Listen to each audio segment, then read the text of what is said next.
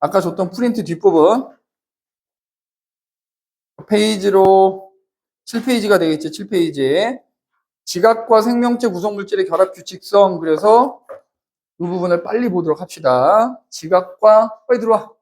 지각과 생명체를 구성하는 물질. 그지? 자, 마찬가지로 선생님 혹시라도 설명 안 하고 넘어가는 것도 너희 꼭 읽어봐야 돼. 지금 우리가 빨리빨리 진도를 좀 나가야 되기 때문에 조금 설명 안 하고 넘어가는 것들은 너희가 읽으면서 암기를 좀 해주셔야 되고요. 중요한 것들 위주로 가자. 지각과 생명체를 구성하는 물질.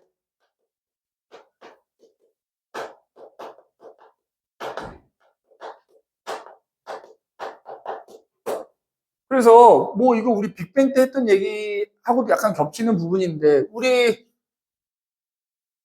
살고 있는 지각은 과연 어떤 물질로 이루어져 있고 생명체는 어떤 물질로 이루어졌냐 이건데 그 물질이라는 게 결국 원소로 이루어져 있을 거 아니야, 그지? 그러면은 자 예를 들어서 우리 우주를 구성하고 있는 원소들의 질량비 생각해보. 질량비 순서들 하면 누가 제일 많아? 수소지? 그 다음에 뭐야? 헬륨이지? 지금 얘기하는 건 다 질량비야. 몇 퍼센트? 대략 75%, 약 25%, 그지? 뭐 74, 24 뭐 이렇게 나오는 경우도 있는데 약이야, 약 75, 20. 그 다음에 자 우리가 살고 있는 지구를 구성하고 있는 주요 원소들 얘기해 봅시다. 지구를 구성하는 원소들 중에 질량비가 가장 큰 건 누구다? 철입니다, 철.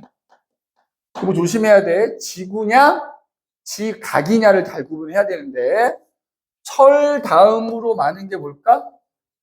그렇죠. 산소고요. 그 다음으로 많은 게 규소라는 원소가 되죠. 뭐 등등등등. 이제 이렇게 됩니다. 그 다음에 이제 여기 나도 지각. 우리가 살고 있는 곳은 지구의 가장 겉부분 지각이잖아. 그지? 지각을 구성하고 있는 여러 원소들 중에서 가장 질량비가 큰 8개를 지각을 구성하는 8대 원소라고 불러. 그지? 그래서 질량비로 따졌을 때 산소가 가장 많고요. 그 다음에 규소, 그 다음에 알루미늄, 그 다음에 철, 그지? 그 다음에 칼슘, 나트륨, 칼륨, 마그네슘 순이라고 해요. 그지? 그래서 이렇게 되고, 그지? 지각을 이루는 주요 원소들의 구성비야. 질량비. 그 다음에 뒤에 가서 또 얘기할 생명체를 이루고 있는 물질이 있지만 그 물질도 결국 원소로 되어 있다. 그러면 여기다 쓸까? 이거 원소들의 질량비, 원소 질량비. 각 부분을 구성하고 있는 원소들의 질량비 순서다. 그제? 그래서 생명체를 구성하고 있는 물질 중에서는 사실 물이 제일 많은데. 그제? 그러면 결국엔 그 물을 이루는 원소는 수소와 산소잖아? 근데 산소가 수소보다 훨씬 무거워요. 따라서 질량비로는 산소가 가장 많은 질량비를 차지하는 거예요. 그 다음에 뒤에 가서 나오겠지만 우리 몸을 구성하는 것 중에 가장 많은 양을 차지하는 게 물인데 물을 제외한 나머지 애들은 뭐라고 표현하니? 유기물이라고 표현하거든? 좀 이따 나중에 나오겠지만 그런 유기물들은 기본적으로 탄소라는 원소를 중심으로 여러 원소들이 결합해서 만들어진 거야. 그래서 질량비로 두 번째로 많이 차지하는 게 바로 뭐다? 탄소가 돼요. 왜냐하면 양으로는 수소가 훨씬 많지만 기본적으로 탄소가 또 수소보다 훨씬 무거워요. 그러다 보니까 질량비로는 두 번째가 탄소가 되고 그 다음 세 번째가 뭐다? 수소인 겁니다. 그리고 네 번째가 뭐다? 질소 뭐 이런 순이 됩니다. 그지? 그래서 일단 각 부분을 이루고 있는 주요 원소들을 기억해야 되는데 여기서는 그 원소들이 결합해서 만들어진 물질에 대한 얘기야. 그지? 물질. 그러면 우리가 살고 있는 지각은 우리 뭐 그 뒤에 중간고사 때 봤지만 뭐 대륙지각, 해양지각 뭐 이렇게 있긴 하겠다만 기본적으로 지각은 암석으로 이루어져 있지. 뭐 암석의 종류가 다양하지. 뭐 화강암, 현무암, 감남암 뭐 등등등 있는데, 그 다음에 그런 암석들은 또 뭘로 이루어져 있냐면 광물이라는 물질이에요. 광물. 조그만 알갱이, 암석을 이루고 있는 조그만 알갱이를 우리가 보통 광물이라고 하는데, 결국 광물이 모여서, 얘네는 뭔데 지를 멋대로 이렇게 쉬는 시간 안 들어오냐? 어? 쉬는 시간을 내가 이렇게 길게 보통 안 주지 않냐? 두 번째 쉬는 시간이 20분인 거 아니에요? 선생님 이런 거 되게 싫어하는데. 그래서 일부러 지금 마지막 시간이라 안 내려간 건데. 어? 헐?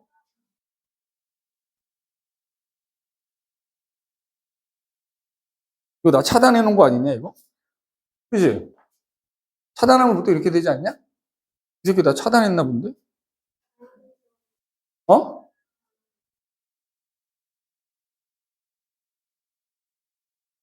뭐 한다고? 방해금지가 아니고 이건 차단이지. 바로 넘어가잖아.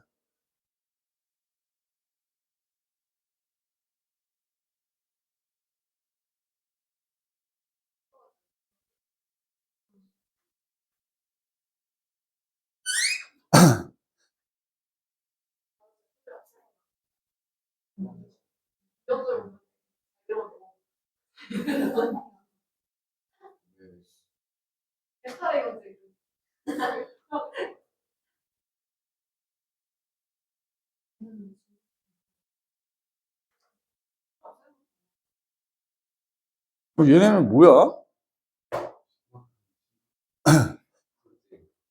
자, 그래서 암석은 이제 광물들로 이루어져 있는데, 그럼 결국 광물들은 이런 원소들로 이루어져 있을 거 아니야? 특히 요거. 탄소규소. 특히 우리가 이제 광물이라 그러면 이 광물들, 암석을 이루고 있는 대부분의 광물들은 규소와 산소가 결합한 것들로 이루어져 있어. 규소와 산소가 결합한 걸 우리가 뭐라고 하냐면 규산염이라 그래. 그래서 대부분의 광물은 우리가 뭐라 부르냐면 규산염 광물이라 불러. 규산염 광물. 그래서 우리 주변에서 볼 수 있는 암석의 대부분들은 규산염 광물로 이루어져 있다 이렇게 얘기하는데, 그래서 그 규산염 광물은 규소와 산소가 결합한 이른바 규산염 삼연체라고 부르는 애들이 모여서 규산염 광물이 만들어지는 거야. 야, 니네는 뭔데 쉬는 시간을 몇 분이 지났는데 아까 내가 지금 니네 나가서 20분 만에 온 거야? 내가 아까 3시 한 10분쯤 쉬어가지고 한 20분쯤 시작한 것 같은데. 세영이 너 핸드폰 없냐? 너 나 차단시켜놨지? 내 번호 차단시킨 거 아니야? 안 왔다고?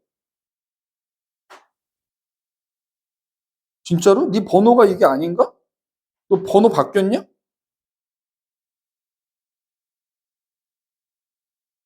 저장을. 네 번호 3658 아니야? 7441에 3658? 방금 걸었었는데? 방금 걸었는데? 이제 왜 이렇게 되냐? 너 방해금지 모드니? 아, 그래서 그런가?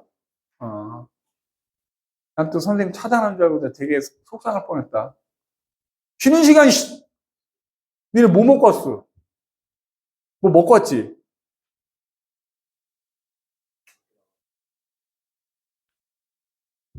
자, 그래서 규산염 광물은 규산염 삼연체라는 걸로 이루어져 있다 이거야. 그럼 규산염 삼연체는 뭐냐? 규소와 산소가 결합해서 삼연체 모양을 띈다는 거야. 이거 되게 중요한데. 그래서 니네 알다시피 규소가 있어, 규소. 규소는 탄소와 동일한 원자과 전자가 4개인 녀석이기 때문에 얘가 최대 4개의 원자와 다른 원자랑 결합할 수 있는데, 이 경우에는 산소 원자 4개와 결합을 한 거예요. 그래서 그 결합한 모습이 크게 좀 다르게 만드는데, 결합한 모습이 전체적으로 이렇게 삼연체 모양을 띈다 그래서 이거를 규산염 삼연체라고 하는 거야. 근데 특이한 거는 잘 봐. 여기 선생님이 일반적으로 이렇게 직선으로 그리면 요거 무슨 결합이라고? 공유결합을 의미하는 거야. 그래서 아까 문제 풀다가 규산염 삼연체는 규소와 산소 사이에 무슨 결합? 공유결합인 거야. 공유결합. 공유결합을 해서 만들어졌는데 특이하게 이 전체는 음전하를 띄어요.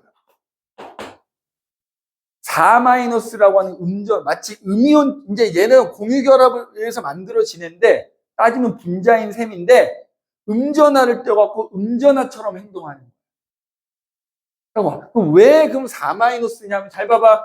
얘네 사이에 공유결합을 해가지고 구체적으로 어떻게 되냐면 얘가 4 플러스를 띄게, 플러스 4만큼을 띄게 돼. 공유결합하면서. 그러면 각각의 산소들이 마이너스 2만큼의 전하를 띄니까 합치면 4-가 되는 거예요.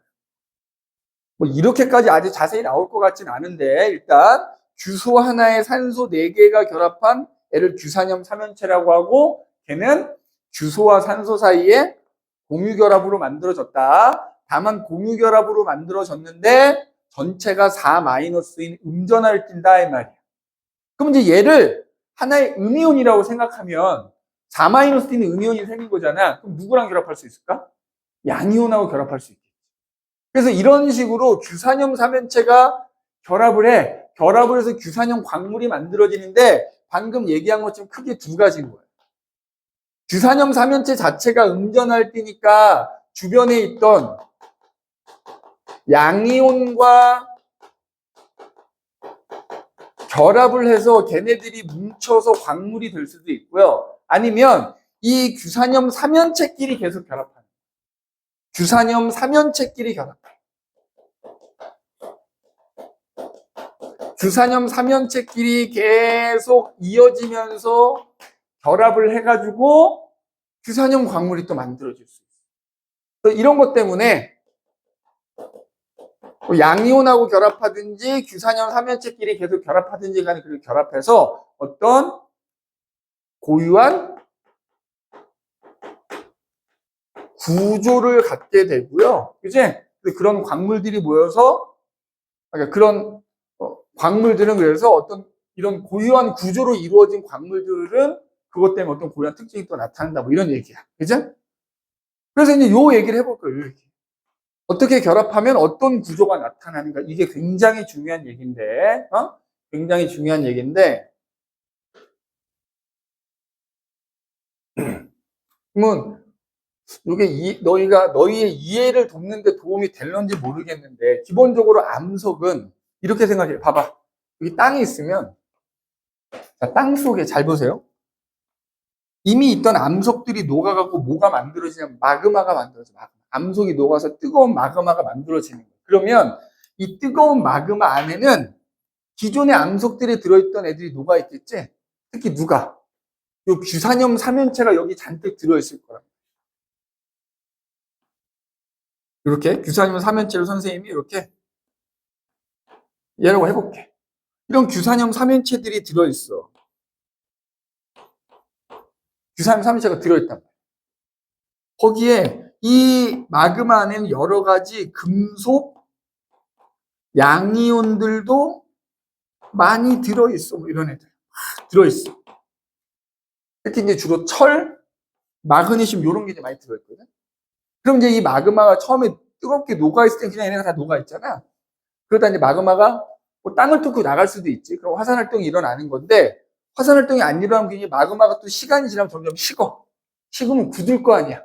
그러면 그 굳어질 때 요 규산염 삼연체가 우선적으로 양이온들하고 결합을 해. 그러니까 이런 식으로. 규산염 삼연체가 이렇게 있으면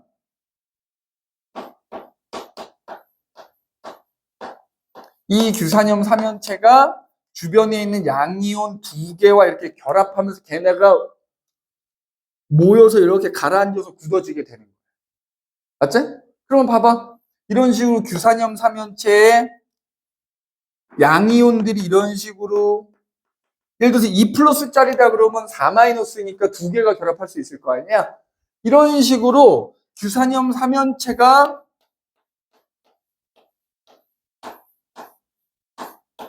양이온하고 이렇게 결합해가지고 얘네들이 모여서 광물이 되는 거야. 그럼 이렇게 만들어진 광물은 규산염 삼연체끼리는 따로따로 떨어져 있는 거잖아. 얘네 그냥 모여만 있는 거잖아.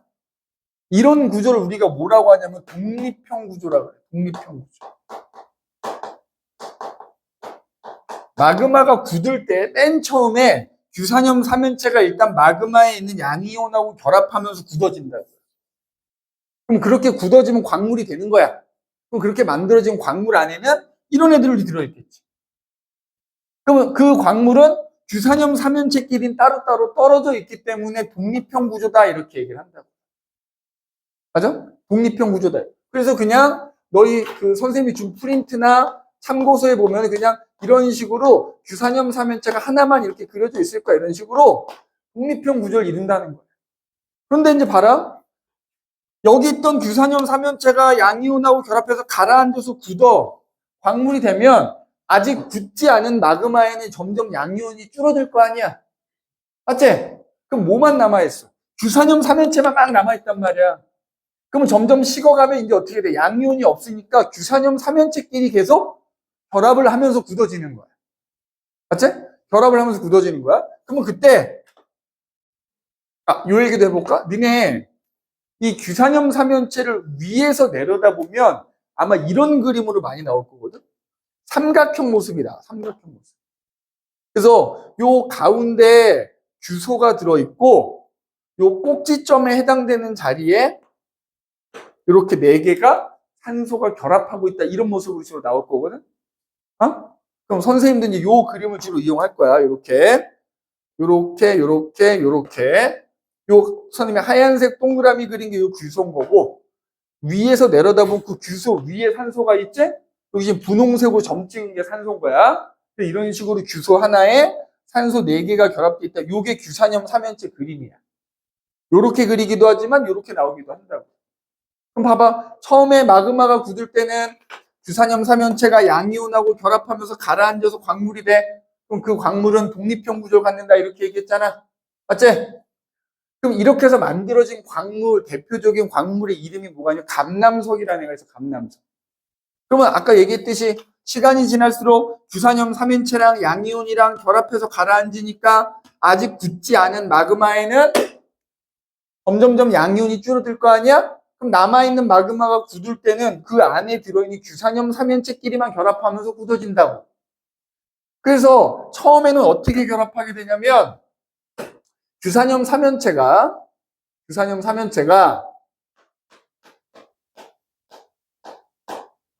요거 규소 하나당 산소 4개를 갖고 있는데 그게 옆에 있는 또 다른 규산염 삼연체랑 이렇게 산소를 서로 공유하면서 결합하기 시작하는 거예요. 산소를 공유해. 이런 식으로 산소를 공유해.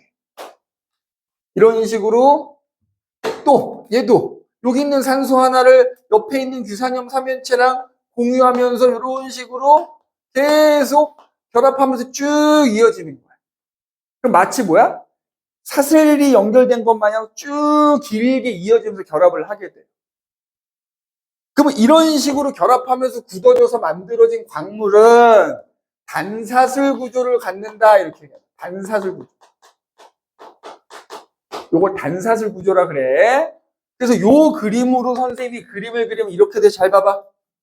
규산염 삼연체 하나를 위에서 내려다보면 요런 모습이라 그랬지? 그래서 아마도 이런 식의 그림으로 나올 거거든. 여기 가운데가 규소가 있고 이렇게 꼭지점에 해당되는 자리가 산소가 있는 거다. 이런 식의 모습이 돼요. 이런 식의 모습. 이런 구조를 갖는 광물이 만들어지는 거. 얘가 만들어지면 그 다음에 얘가 만들어지는 거야. 이런 구조를 단사슬 구조라고 하고 이런 단사슬 구조를 갖는 대표적인 광물을 휘석이라고 얘기를 해요. 오늘 좀 이따 한꺼번에 정리할 거고. 그래서 이제 또 남아있는 애 중에 일부가 굳으면 얘가 만들어지잖아? 그럼 이제 시간이 지날수록 어떻게 되느냐? 계속 규산염 삼연체끼리 결합을 하는 거야. 그럼 그 다음은 또 어떤 애가 만들어지냐면 복사슬 구조라는 게 만들어져요. 복사슬 구조.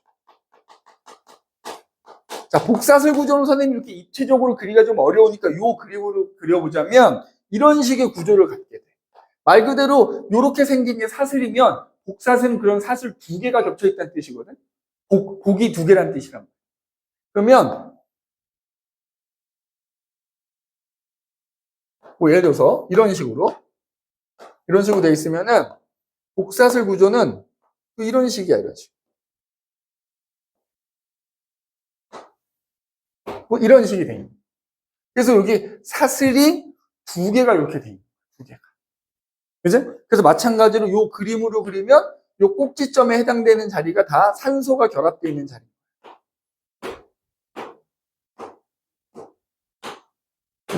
이 밑으로 쭉 이어져 있고 옆으로도 쭉 이어져 있다. 일부만 그린 거야. 이렇게. 요 가운데도 산소가 있겠지? 그리고 정 가운데는 이렇게 규소가 있을 겁니다. 그죠? 이렇게 규소가 있을 거고, 규소 위에 이렇게 산소가 있는 상황이다. 여기 규소가 있고, 산소가 있고, 여기도 규소가 있고, 산소가 있고, 이렇게 되는 거야. 이런 식으로. 이런 구조를 갖는 애가 그 다음으로 만들어지는 거야. 마그마가 이제 점점점 식어가면서 맨 처음엔 이런 구조를 갖는 애가 만들어지고요. 그 다음에는 이런 구조를 갖는 애가 만들어지고요. 그 다음에는 이런 구조를 갖는 애가 만들어져. 자, 이런 구조를 뭐라고 부른다고? 복사슬 구조라고 불러. 그럼 또 시간이라서 마그마가 계속 굳어. 그럼 이제 뭐가 만들어지느냐? 복사슬 구조, 다음으로 환상 구조라고 하는 애들이 만들어. 환상 구조. 이렇게 이제 나눠볼게요, 이렇게. 환상 구조라고 하는 애가. 환상 구조도 얘처럼 그림을 그려보면, 그지? 얘처럼 그림을 그려보면은, 선생님이 프린트에 이 그림으로 넣어놨냐? 아니면 다른 그림으로 넣어놨네. 지금 거기 페이지로 8페이지 아래쪽에다가 혹은 옆에다가 지금 선생님이 요 그림 있지, 요 그림 좀 그려놔요. 요 그림 좀 그려놓으셔요. 환상 구조는 어떻게 되느냐?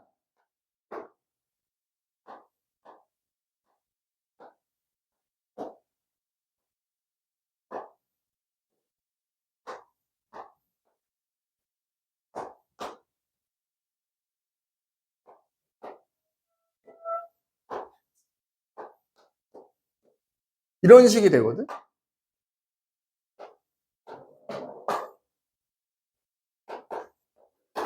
이런 식이 돼, 이런 식.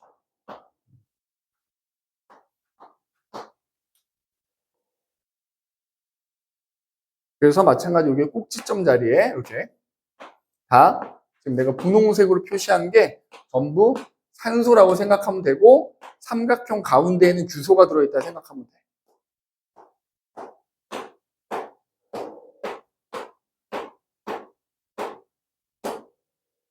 뭐 좀 잘 그려줘야 되는데.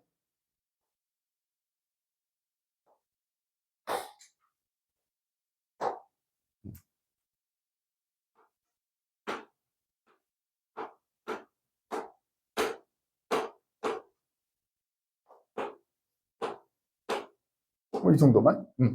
그 다음에 마지막에는 최종적으로 뭐가 만들어지냐면 망상구조라 그래가지고 얘는 그림을 따로 그리지는 않을 건데, 자, 그럼 일단 봐봐.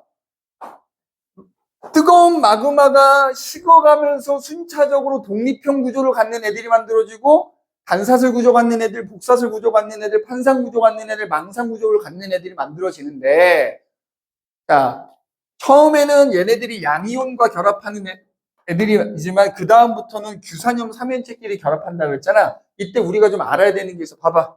그러면 규산염 삼연체들끼리 공유하는 산소의 개수를 좀 알아야 되거든. 규산염 삼연체끼리 공유하는 산소의 개수. 자, 독립형 구조인 애들은 규산염 삼연체가 따로따로 떨어져 있다 그랬잖아. 그럼 규산염 삼연체끼리 공유하는 산소는 없는 거야. 그런데 자, 단사슬 구조를 봐봐. 요 삼각형 하나가 규산염 삼연체잖아. 왜? 어차피 이게 양옆으로 계속 이어져 있을 거거든. 요 녀석을 봐봐, 요 녀석. 얘를 하나를 보면 규산염 삼연체 하나가 자기가 갖고 있던 산소 4개 중에 2개를 양옆에 있는 애랑 공유하는 거지. 그래서 단사슬 구조를 갖는 애들은 규산염 3연체끼리 공유하는 산소수가 몇 개다? 2개다 이렇게 얘기해. 그 다음에 복사슬 구조를 갖는 애를 봐봐. 예를 들어서 여기가 제일 끝부분이라고 치면 얘 봐봐. 얘 공유하는 산소수가 몇 개야? 1개? 2개 공유하고 있거든? 그런데 얘를 보면 어때? 얘는 옆에 있는 애들하고 공유하는 산소수가 몇 개가 돼? 3개가 돼요. 그래서 복사슬 구조는 이웃하는 규산염 3연체끼리 공유하는 산소수가 2개 내지는 3개다 이렇게 2개 또는 3개다 이렇게 얘기하고요. 판상구조를 봐볼게요. 판상구조. 자, 얘를 보던 뭐 쭉 이어져 있으니까 누구를 보던지 간에 규산염 3연체 하나당 자기가 갖고 있는 4개의 산소 중에 3개를 공유해요. 그럼 결론은 뭐냐면 독립형 구조에서 망상 구조로 가면 갈수록 규산염 3연체끼리 공유하는 산소수가 점점 많아지는 거야. 자, 규산염 3연체가 있는데 산소 4개를 다 주변에 있는 애들이랑 공유하다 보니까 마치 그물처럼 얽히고 설키게 된단 말이야. 그게 망상 구조라고. 공유하는 산소수가 4개다. 전부를 공유한다. 그지? 그 다음에 요것도 중요한데, 요거 뭐 학교에서 안 나올 수도 있긴 한데, 그러면 이런 구조를 갖는 광물들 안에 들어있는 규소와 산소의 비율, 요거. 규소 대 산소. 잘 봐봐. 규소 하나가 몇 개의 산소를 가지고 있냐, 이걸 따지는 건데, 따지면, 공유하고 있는 애들은 절반만 갖는다고 생각하면 돼. 그럼 봐봐. 독립형 구조를 갖는 애들은 규소 하나가, 가운데 있는 규소 하나가 온전히 4개의 산소를 갖지 않아?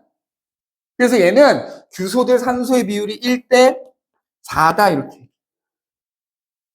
그럼 얘를 봐봐, 얘. 요 지금 동그라미처럼 놓은 걸 보자면, 요 가운데 있는 규소가 4개 중에 2개를 다른 애들이랑 공유하니까, 공유하는 건 0.5개로 치라고 그랬잖아. 그럼 요 규소 하나가 온전히 갖는 산소의 개수는 요거 머리 위에 있는 거 하나, 둘, 2.5, 3개. 그치? 규소 하나당 산소를 3개를 갖고 있는 셈이라고. 내가 여기까지 요 규소 산소만 얘기하고 마무리할게요. 잘 봐. 얘 봐봐. 그럼 얘 이웃하는 애들이랑 산소 2개 공유한다면 얘랑 똑같죠. 얘는 1대 3일 거 아니야. 규소 하나당 산소 3개를 갖는 셈일 거 아니야. 근데 얘는 공유하는 산소수가 3개잖아? 그럼 얘는 규소 하나당 산소 1개, 2개, 2.5개를 갖고 있는 셈인 거잖아. 그럼 3개와 2.5개의 평균은 얼마다? 1대 2.75인 거야. 근데 일반적으로 너희가 공부할 때 이게 1대 2.75로 안 나오고 정수비로 나오지. 그치? 정수비로 나오기 때문에 이게 얼마가 나와? 4대 11인가 이렇게 나올 거예요. 근데 나는 굳이 이걸로 얘기하는 이유가 있어. 그치? 써놓으면 도움이 될 거야. 그 다음에 얘는 어때? 모든 규산염 3연체가 산소를 3개를 공유하니까 규소 하나당 가지고 있는 산소의 개수는 2.5개가 되거든? 맞지? 요거 0.5개씩 치면 0.5, 0.5, 0.5의 1개잖아. 그치? 2.5개가 갖는 셈이야. 이것도 정수비로 아마 써있을 거야. 2대 5라고 써있을 거야. 맞니? 그 다음에 우리 망상구조 내가 그림으로 그리진 않았지만, 자, 예를 들어서 규산염 3연체가 이렇게 있으면 이 규소는 4개의 산소를 전부 공유한단 말이야. 옆에, 앞에, 위에 다 공유하고 있는 거야. 그러면 얘는 하나당 0.5개니까 규소 하나당 산소를 2개를 갖고 있는 셈이 돼요. 즉, 독립형 구조에서 망상 구조로 갈수록 규소 하나당 가지고 있는 산소의 비율은 점점점 줄어들겠지? 근데 니네 시험 볼 때는 이렇게 안 나오고 주로 어떻게 나오냐면 이렇게 나와. 규소분의 산소 값 이렇게 나오거든. 그럼 얘는 얼마가 되는 거야? 1대 4니까 4. 얘는 1대 3이니까 3. 얘는 4분의 11. 얘는 2분의 5. 얘는 얼마? 1분의 2에서 2가 나오겠지. 이제 이렇게 되고요. 마지막으로 그러면 이런 구조를 갖는 대표적인 광물들. 이제 아까 잠깐 몇 개는 언급했는데 강남석이라는 광물이 대표적으로 독립형 구조를 갖고요. 그 다음에 두 번째가 단사슬 구조를 갖는 광물은 휘석이라는 광물이 있고요. 복사슬은 각성석이라는 광물이 있고요. 한상 구조는 이런 본 적도 있을 수 있는데 흑음모라는 광물이 대표적으로 이런 구조를 갖는다라고 얘기를 하고요. 망상 구조는 대표적으로 석영, 장석 이런 애들이 있어. 참고로 여기서 선생님이 규소와 산소의 비율이 1대2다라고 하는 녀석은 석영에 해당되는 얘기입니다. 장석은 3대8이라 그래. 뭐 그것까지 몰라도 돼. 그 다음에 또 하나. 자, 독립형 구조에서 망상 구조라서 공유되는 산소수가 점점 많아지잖아. 요거 하나만 기억해다. 공유하는 산소수가 많을수록 풍화에 강하다 이렇게 얘기해. 풍화에 강하다. 화학적 풍화에 강하다 이렇게. 그러니까 누가 풍화에 제일 강한 거야? 석영이라는 녀석이 풍화에 제일 강한 겁니다. 너네 백사장 가서 모래 들어보면 반짝반짝거리는 게 제일 많지? 그게 석영이야. 그게 왜? 풍화에 강하니까 오랫동안 남아있는 거야. 이제 공유하는 산소가 많아질수록 화학적 풍화에 강하다. 그제? 그래서 우리가 이런 애들, 이런 우리가 규산염 광물이라고 부르는, 여기 다 규산염 광물인 거야. 얘네들은 각자 이런 고유한 구조를 갖는데 나머지 다음 시간에 좀 이어서 합시다. 자, 여기 숙제 미리 써놨어. 숙제 미리 써놨다. 요거 찍어갈 사람 찍어가시고 내가 단톡에도 지금 올려놨습니다. 참고해 주시면 되겠고, 진짜로 다음 주에 숙제 안 돼 있으면 선생님이 남길 겁니다. 뭐라도 하나 끝내와야 돼. 이게 지금 숙제가 좀 많기는 할 건데, 그래도 물리 파트는 문제를 많이 풀어봐야 되고 질문이 없는 게 이상한 거야. 적어도 선생님이 판단했을 때는 여기서 한 3명, 4명 제외하고 질문이 많아야 돼. 그지? 질문 많아야 됩니다. 네.